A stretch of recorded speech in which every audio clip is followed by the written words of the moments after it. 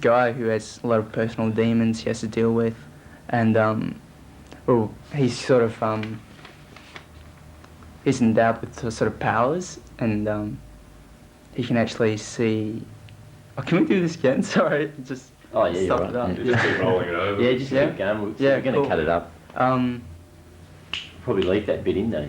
Cool, excellent. Yeah. Sort of all exploded in many ways. My whole sort of realisation of, you know, what's going on and everything. Ooh. Okay, well maybe we should swap places for this. Oh, okay.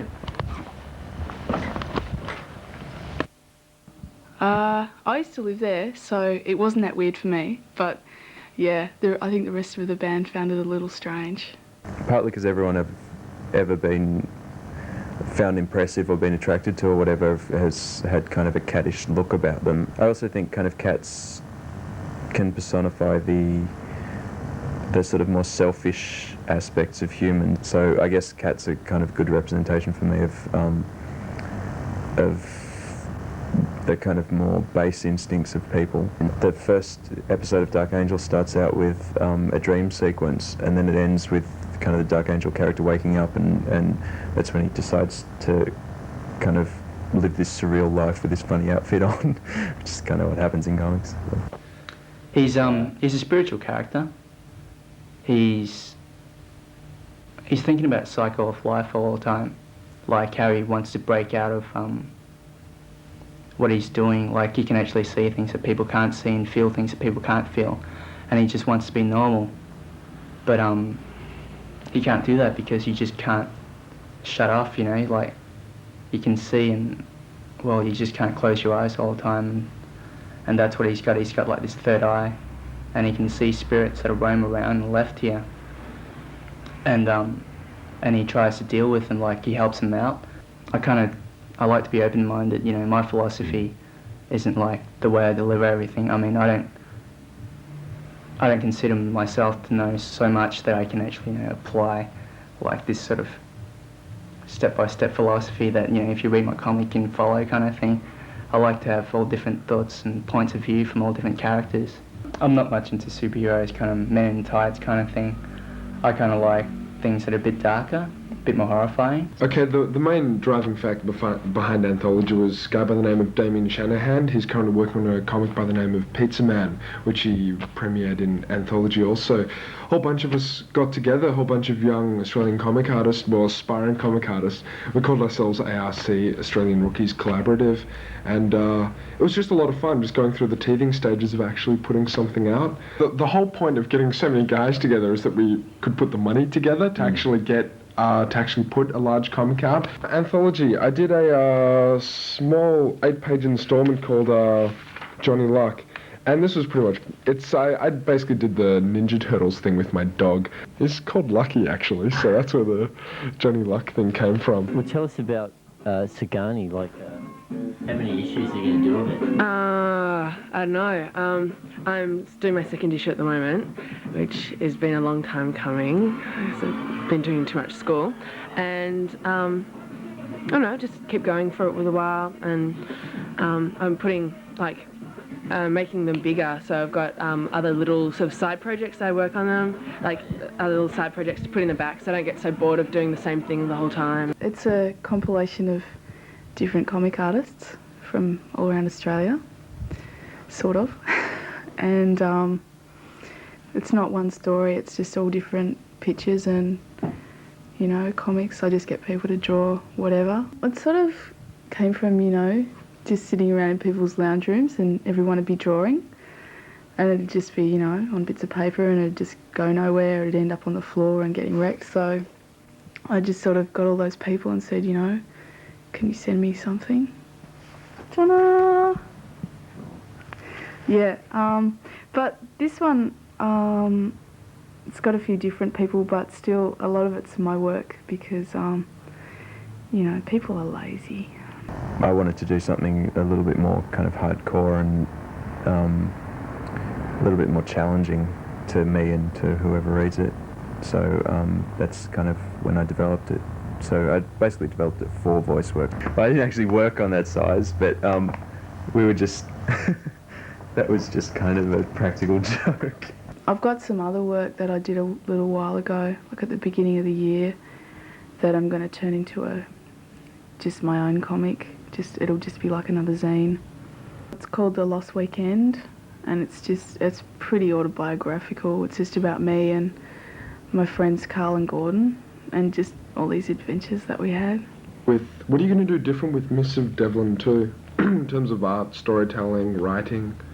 Well, the first one, it was kind of rushed because I wanted to finish it before school started, and I'd rushed the art in some pages, and I'd rushed the writing, especially the writing towards the end.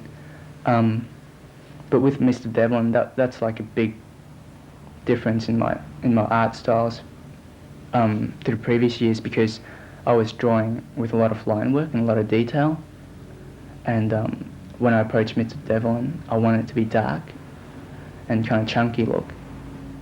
And for number 2, I actually want a blend of both. Let's see. This stuff is the stuff which I'm working on at the moment. This is a couple pages from it. I'm spending hours and hours on each page. What I enjoy is telling the story and doing the talking head So how long would scenes. it take you to have done this page, say? About 8 or 9 hours, probably. Yeah, if not more. And how many hours would you work on it a day? At the moment, given with the Zenith stuff, I'm probably doing about 4 or 5 hours a day. This I do maybe an hour a day tops. Do you do rough pencils? Yeah, I do small thumbnail layouts, then I do loose pencils, then I go over with tight pencils. I'm not inking it because I'm going to scan it into a computer and then darken it on the computer, and I've done some test runs and it looks really good. So I don't need to ink anymore, it's great. Technology. Oh, absolutely. I hate inking. Alright, now what are you up to here? What's this? This is the Zenith stuff I've been doing. The main difference with this stuff is that I've actually been using a lot of photo reference for the work, and got friends around to do photo shoots and stuff like that, and the amount of difference that makes in the actual artwork is absolutely ridiculous. This was a really great learning experience. I had Greg Gates doing the layouts for me, and I had Rod Tokley doing the inks. Working with such awesomely talented and experienced people in the comic industry was a fantastic experience. This is the beginning. Put that there. No, it's not. A friend did this. This was last year they did it, and it sort of started with the idea that, oh wow, you know, I hadn't really thought about it at all. Like, you could do something in this format, and you could get it out, and you didn't have to have big publishing things. And you know, I thought, oh yeah, I could do something in that format, but you know, I didn't have connections to bands, whatever. So I thought, cool, I'll do a comic. You know, I've been wanting to do one for a while. When I first started out, I was like, had no idea that other people were really doing minis all that much. I saw a few, like Minotaur and stuff, but you know, I found it really weird. Like, you know, oh my god, like everyone's doing something like this. Like, you know, it sort of all exploded in many ways. My whole sort of realization of, you know, what's going on and everything. Well, originally I wanted to be a puppeteer, so this guy, look, I've even marked the pages. This guy was a huge influence, Mr. Jim Henson. He normally looks better than that. I used this one to draw from because I couldn't figure out how she was going to look. This is his guru, this is Ursula, and this is Dark Angel. I guess I used this one to draw from, but mostly it was just kind of exploring the character in like 3 dimensions, so I could just get a real feeling of the atmosphere of the comic kind of as a real thing rather than just lines on paper. Dick Tracy, huge influence. Not so much, not like a really reverent influence. I don't know if I liked Dick Tracy, but I just really got into it. Like, I really got into it. Just because it's just so sort of quaint and objectionable, basically. Oscar Wilde was a huge influence, mostly in writing, just that whole Mostly kind of his life, really. And also Aubrey Beardsley, the guy who did a lot of the illustrations in for Oscar Wilde's playbills and all that sort of stuff. I really like his work because it's kind of got that really good tension between black and white that hopefully I'm getting into my comics. This is one of my favourite pictures of all time. That one.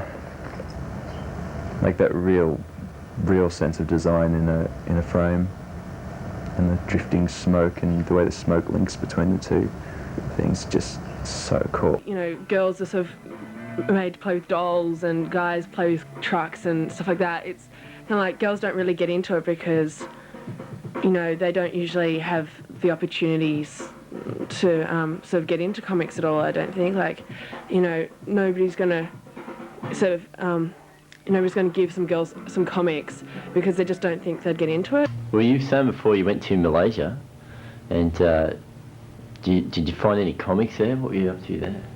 Oh yeah, it's just the same as the comics you get here, basically American. Yeah. They have some. Oh, I didn't see any local ones, but they have a comic called Lart.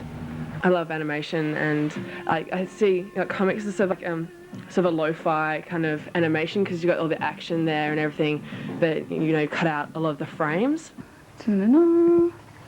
Optic Nerve. And this actually inspired me to do a zine, and he said he started out by doing zines, and you know, then you know, he's got this really slick comic now. It's really nice. Yeah. And I also like of course, Tank Girl. That's really good. And oh, this is good. Hate and Buddy Bradley stuff. He's good. Sometimes it's a bit annoying. It's a bit Seattle or something. This isn't anything to do with comics though. This is just Beardsley, Aubrey Beardsley. Drugs. Yeah, you know, just drugs. But you can't work while you're on drugs, of course. It's only afterwards. How I got into comics really was through like Phantom stuff, and I don't have any right here, but my uncle had a whole lot of them, and we used to go to his house and read them all the time. And then I discovered Mr. Natural in my dad's bookshelf. My sister and I found it, and we're like reading through it going, oh my god, they're smoking dope all the time and all this sort of stuff. And it sort of opened our eyes that there were other comics apart from the sort of really straight mainstream ones like Phantom and Superman and stuff like that. I sort of got into Hate and Bug and Stump, which is very good, which I really quite like. I've recently discovered Kabuki, and it's written and drawn by David Mack, and I can't remember what it's about, but I remember that it's really, really it's like a mixture of words and pictures. It's like visual poetry. This comic, which picked up recently, Batman Black and White, this issue number 4 is almost a complete compendium of all my favourite influences. Everyone from like Brian Boland to Kevin Nolan, Katsuhiro Otomo, who does Akira, and yeah, it was just, you know, Adam Hughes, who's not in there, and people like Bernie Wrightson and stuff like that. Just I really go for the people who can really tell stories. Local minis and stuff, you know, sort of the usual ones like Mick Wilson's book and Froth and Rabbit and Bug and Stump, and they did like a little mini as well. And, you know, weird stress kittens and stuff like that. Have you got any Chinese descent? Yeah, my mother's Malaysian. Oh really? Yeah. Oh wow. Chinese Malay. So's mine. Yeah, I think so. So am I. Yeah, exactly. I mean, if you've got a good photocopier, I think that's all that really matters. Yeah. All right. That should do, eh? That's a good last comment.